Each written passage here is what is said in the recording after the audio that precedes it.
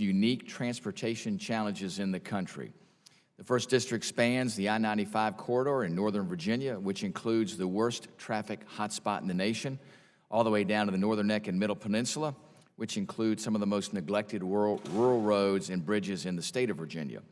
The National Capital Region is also home to one of the most strained public transportation networks in the country, which includes the Virginia Railway Express, Metro, Amtrak, Ronald Reagan International, and Dulles International airports. Also, right outside of my district is the Port of Virginia, which serves all 48 contiguous states and faces an urgent need for expansion.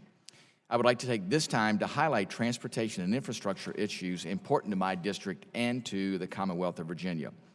Addressing the congestion issue along the I-95 corridor is essential.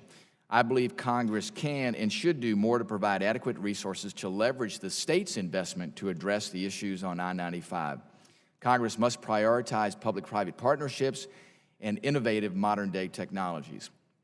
An important component to reducing traffic congestion in Northern Virginia is commuter rail. Long Bridge, which spans the Potomac River between Virginia and D.C., is a critical gateway between Southeast and Northeast rail networks.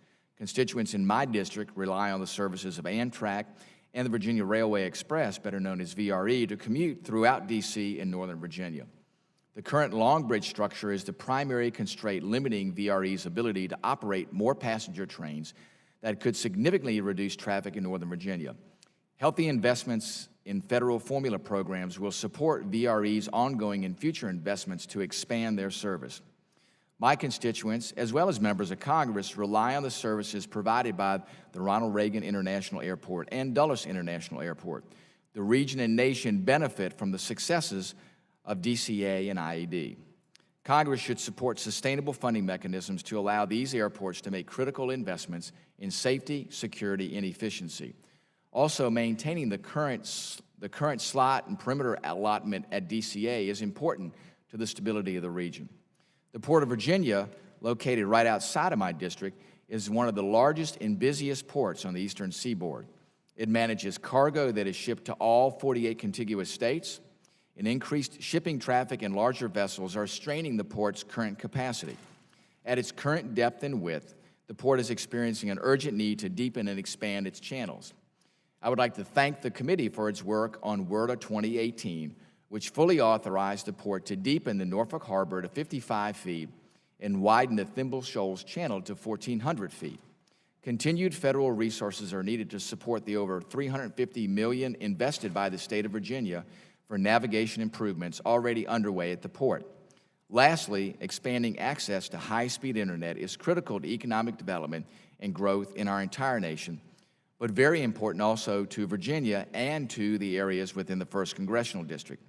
As co-chair of the House Rural Broadband Caucus, I've made expanding broadband access in rural areas a top priority.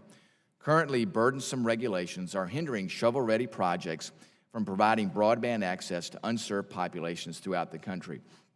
By streamlining our federal permitting processes, the committee can help better connect the more than 23 million Americans with little or no access to broadband to our digital economy.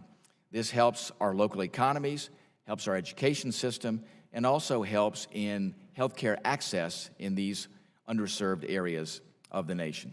I would like to thank both you, Chairwoman Norton, Chairman DeFazio, and Ranking Member Graves, and members of the committee for the opportunity to testify today.